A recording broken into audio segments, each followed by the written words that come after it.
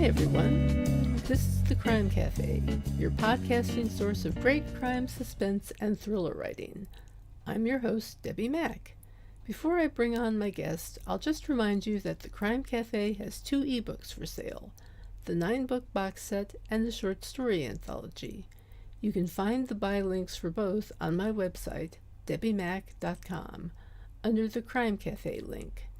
You can also get a free copy of either book if you become a Patreon supporter. You'll get that and much more if you support the podcast on Patreon, along with our eternal gratitude for doing so. But first, let me put in a good word for Blueberry Podcasting. I'm a Blueberry affiliate, but that's not the only reason I'm telling you this. I've been using Blueberry Podcasting as my hosting service for my podcast for years, and it's one of the best decisions I ever made. They give great customer service. You're in complete control of your own podcast. You can run it from your own website, and it just takes a lot of the work out of podcasting for me.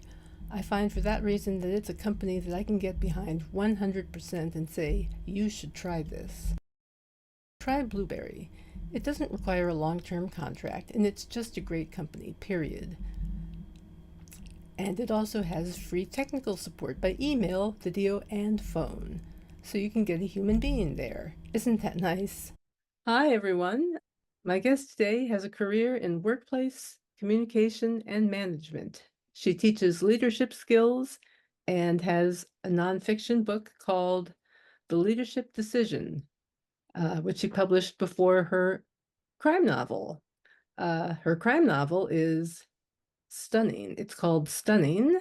And in addition, she has given a TED Talk on the importance of listening. So listen up, you might learn something. It's my great pleasure to have with me today, Catherine Rymsha. I hope I'm pronouncing that correctly. You are. Thank you. Yes. No, you are, Excellent. Debbie. I'm wonderful. so happy to be here. I was going to ask you about that, and I'd completely forgotten the big Totally hubbub and fine. trying to get connected. You wouldn't Totally believe fine. people. Anyway, thank you so much for being here. And what is it that made you decide to write a novel and a mystery at that? I love murder. And I Oh, who always feel doesn't? so odd saying that, but yeah, I'm talking to an audience who understands that. I love crime. I love murder. You know, even as a kid, I was reading like the Fear Street books and like R.L. Stine and Goosebumps, and then ventured into Stephen King, and then started to watch everything on ID and 2020 and Dateline and all of those shows that dig into it. And when I was a kid, I always wanted to write, and I fell into leadership and wrote a ton about leadership, which for some, that's not the most thrilling topic in the world, which I understand totally. But then I was pregnant when I wrote Stunning. It was a dream. It was based on a dream that I had, and I kept having the dream. And I thought maybe I should write this down. And I just started writing, and I would write before bed and just write when I had time and I wasn't sleeping or working a real job. And that's how it came about. It just felt like it needed to get out of my brain. Interesting. So do you picture writing more books, or is this like your one shot? I just came out with a textbook, like also not as like thrilling, very academic. But I do, I want to get back into writing murder and crime. And, you know, even if I could do something based on real life murder or crime, I think those are things that are interesting to me to explore next. But I do want to start getting into it. And I keep saying that. And I thought all summer I'll write another book. And now summer is kind of come and gone, and the book is not written. So I'm thinking, well, maybe in the fall, which I say that, and I laugh because I don't know if it's going to happen that quickly, but it's more fun than writing leadership. I mean, leadership is important, but crime and murder and making things up is way more fun.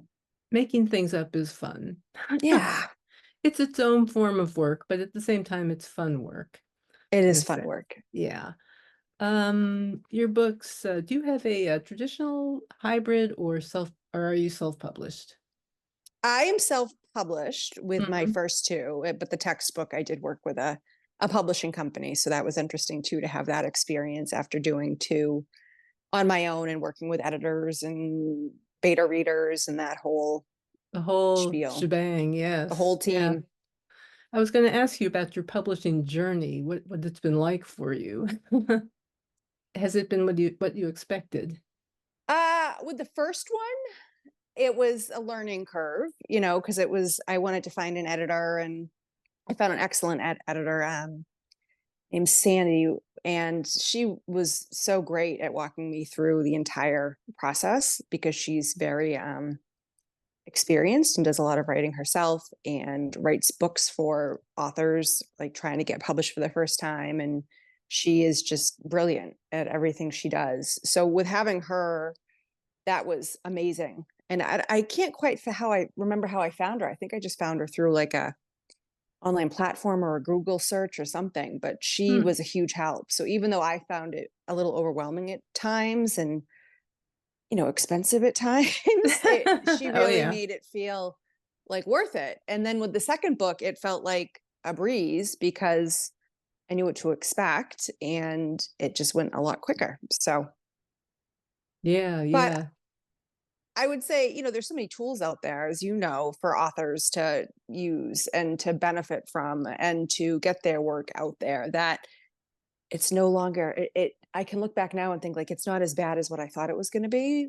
Mm. It's just, it Mm-hmm. can be expensive. And, you sell books, but Yeah. they don't quite, I haven't kind of broken even with it yet. So that's been interesting too. It does add up. It Everything does. out there does add up. It's incredible. So what is your writing schedule like then? When I write at night, I have two twin boys who are two now. Like I said, I was pregnant with them when I was writing the book and publishing it. But now it's trying to fit it in when I can. So whether it's before bed, between classes at UMass, or early in the morning if I wake up before my kids, then those are the times that I try to fit it in. I wish I had more time, which I know everybody says to write, but I think it's just that matter of discipline, It's a committing to matter a of discipline. schedule. Yeah, yeah, very much so. It sounds like you have a plan that involves catching time periods where you can, how you can, pretty much. Yeah. Yeah. And I was listening to another one of your podcasts about, writing in the airport and even just having that pen and paper. And I think that's the thing is like I take voice memos and then I take a screenshot of like what the voice memo picked up because I'm like, if I don't remember this thought or idea, I'm gonna lose it. And I don't often have pencils and paper around these days. So Yeah, yeah, that's true. I've done that myself, actually. hmm I find all sorts of things I wrote like years ago that I forgot about. hmm It's interesting. yeah. Um, what authors have most inspired you to write in this genre?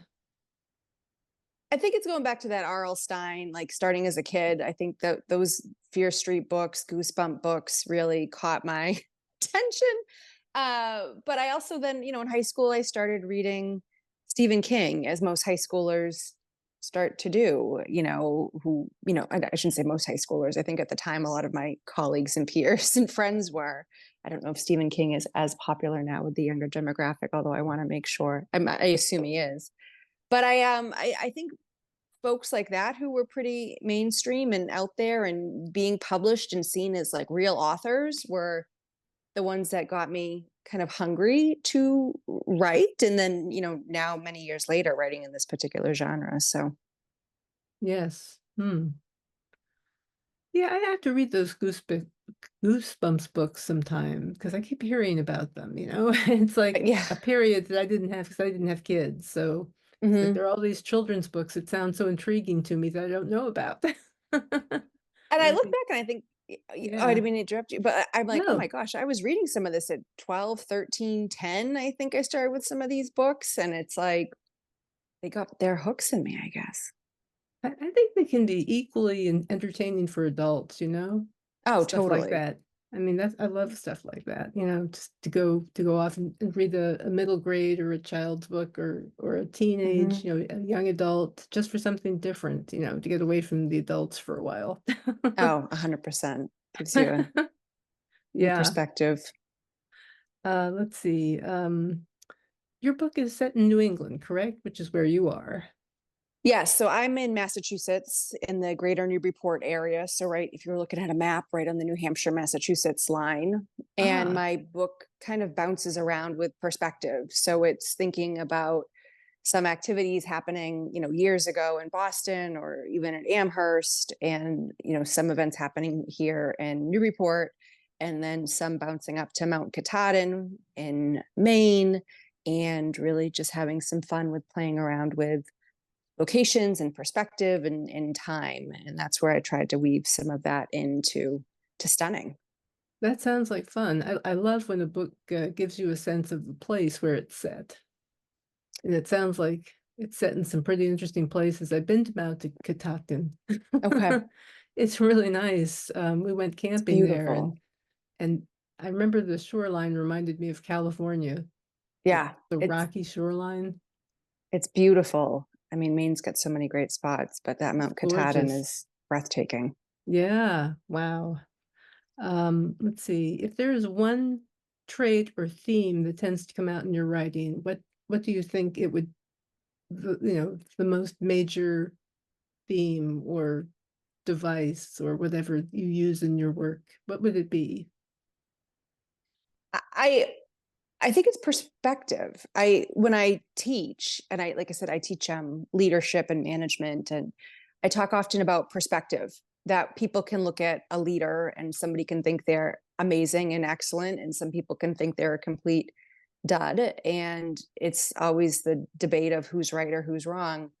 And this is where, when I wrote Stunning, I talked so much about perception is reality, and like, how do you understand behavior, and from a business and management standpoint, that I wanted to incorporate some of that into Stunning, of like, okay, here's the perception of one person and how they're thinking and seeing a situation. Here's the perspective and thoughts of another person who is going to see that situation in a very different and unique way. And if you're trying to think about people's sides to stories and making your own assumptions and conclusions and your own perception of what's going on or what's happening, I think that was one thing that I try to get across in leadership, is that there are different sides and different perceptions. And that was one thing that when I wrote Stunning, I wanted to be kind of factual of like dates and times, because, I just tend to think like that. But it was also the matter too of thinking, hey, this is how this person is, seeing something that's gonna come up with a murder, and this is how this other person's going to see and experience it. And how do you, as the reader, make your own conclusions and starting to think about what's happening or what's going to unfold. Yeah, yeah, it's interesting playing with people's perspectives and perceptions. Hmm. It's like key to writing a mystery, really. Hmm. It When you come totally down to it, is. yeah. So it's like exploring people's psychology at the same time that you're telling the story. Hmm. Pretty And cool. that's, yeah. And I think for some of the books and even the crime shows or murder shows that I watch or listen to, and what have you, I think the ones that have characters that have opinions or perspective, and you feel like you can relate to them, or that you would be their friend in real life, quote unquote, are the ones that really do resonate with me the most. So trying to think about what that looks like for my own writing. Absolutely, really, yeah. Um, what advice would you give to somebody who would like to write for a living? I would say find a good editor. Like I said, my Mhm. editor, Sandy Wendell, has been absolutely phenomenal. And she's just an expert in this. And I think if I hadn't met her, I don't think I would have done more. And I think this is where I still work with her. I beta read for a lot of other folks that she's editing for, and I have a great kind of relationship with her. And I think it's a matter of finding an editor and doing your research, because I did use one website and I found an editor for my fiction book, and the editor on there charged me an incredible amount of money to edit it, and they didn't edit the book. And it was a bit of a nightmare, and thinking of saying to this editor, "You didn't edit it." "Oh, yes, I did." And you have to then go through like line by line and try to Oh my God. self edit, and then try to talk to the company that like joined the two of you together, of saying like, "Hey, I just spent, 2000 or 1800, whatever it was at the time, to have somebody look at this. Oh And my I thought, gosh. it was a nightmare. And they did side with me because there was so much um, not done in the book, which would have been very embarrassing to put out there. But I would say if somebody's thinking about getting into this, find a good editor or find another author as a peer or a mentor to walk you through the process. And then it doesn't seem as bad or scary. Have you ever considered joining a writers group? I have. And I did it more when I was, I say younger in writing, maybe in my, college, early 20s when I was writing a lot, but not really doing anything with it. I am involved with a white writers group now on Facebook, although I hate to admit that I don't really do much with it. But I can see the people's conversations and comments and what have you, and gatherings and things that they do. And I think, gosh, I really should do more of this because this could be of a huge value.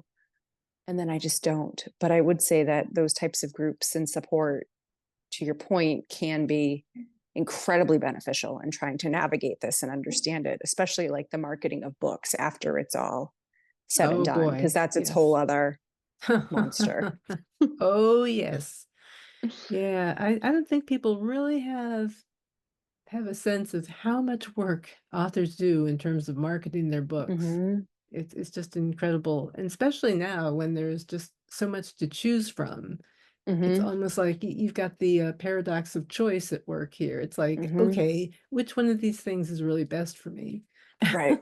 Right. Right. I suspect what it comes down to is you have to pick something that you think works for you and is actually making connections or something to that effect. That's just my theory. No, I think Do it's what a works it's a for good you. one. Right. Yeah, No, it's a yeah. good I theory to mean, have. it's all I can ever suggest to anybody. Find something that seems to work for you and lean into that. Hmm. So let's see. Is there anything else you'd like to add before we finish up about your books, about what your plans are? Anything? So I'll get ready to go back to teach in a couple weeks with school just around the corner. Like I said, I Oh, don't yeah, think I'm ever going to school. write a textbook again. But I would say that's been a pretty thrilling experience. But the one thing that I've noticed, especially since I do a lot of, I'll say beta reading in for people who are working with Sandy, and so many people have so many great book ideas and they put so much into their books. And some of the books that I've beta read for her have been brilliant. And then sometimes you get these books from people trying to write and publish their first book and kind of check that off their, bucket list, quote unquote. And it seems like people try to, and I hate this expression, but I'm going to use it, like boil the ocean.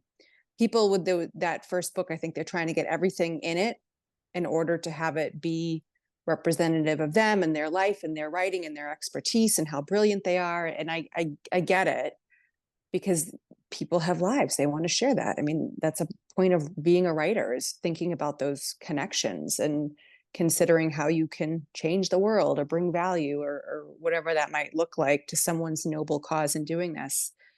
And the reason I bring that up is because I think for people who are considering writing or even other writers, it's just a matter of understanding you don't have to do it all in one book. You can write another, and there's Absolutely. nothing wrong with writing articles, or there's nothing, it doesn't always have to be a book. And I think that's one thing that I've been thinking about a lot, is that you don't have to always write a book to be a writer. There are other ways to write too. Absolutely correct. Absolutely. I just did a, book review for a local newspaper Ah. for the first time in I don't know how many years. It's been Oh, a is that right? long, long time. So it was really kind of a cool experience to do That is that, just to cool. be able to do that. Yeah. That's awesome. Yeah. So, wow. Well, it's been a pleasure talking to you. And do you think, before we go, I just want to ask, do you think it would help authors I need to take leadership courses or to learn more about leadership in general? Oh, that's a great question. I never thought about that. I think everyone can benefit from a leadership class. And it doesn't necessarily need to be like an MBA level seminar of like struggling through 12, 8, 16, whatever the week amount is. There's so many great podcasts and webinars on leadership out there that people can benefit from. But I think even where an intro course can be beneficial is trying to help people think about their own behavior and how they are perceived, like we've been talking about, but also trying to understand where could they make small tweaks in how they interact with others that can make them more effective. And people Mhm. always say, I want to be a better communicator. Well, that too is like this huge loaded word. Well, what does that look like? And I think this is where authors can think about how do they show up when they talk or represent their book or on social media, and how are they seen as leaders themselves. So I think there's benefits in understanding how you want to be perceived and what you want your own brand to look like. And I think one thing that I talk about with my students a lot is, what's your leadership brand? Some consultants and academics call it like a leadership legacy. I like the idea of a brand. How do you want people to define the value that you bring? And to your question, I think that lens can be applied to writing and being an author. What do you want people to feel when they read what you write? How do you want to be perceived? How do you want people to talk about you when you're not there? And I think those can be all important parts of leadership, but also in being an author. That's great.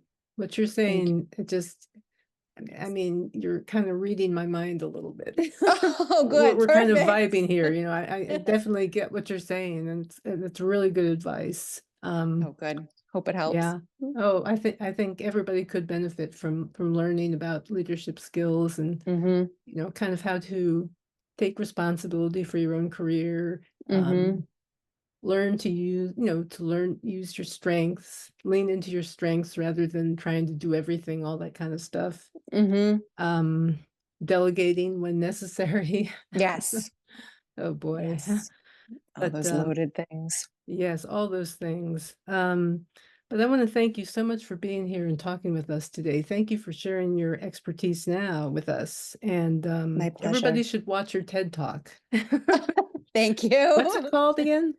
Want to be a better leader? Here's how. Just listen. So a little play on Just words there. just listen. Yeah, just Just listen. listen. Always good to listen. Yeah. Yes. Um, so I'll just put in a quick plug while we're at it for my fundraiser. I've started a team to raise funds for the Dystonia Medical Research Foundation. I have dystonia, so I know what it's like, and I know that there should be more research done to find a cure for this condition. So I will include a link with the show notes.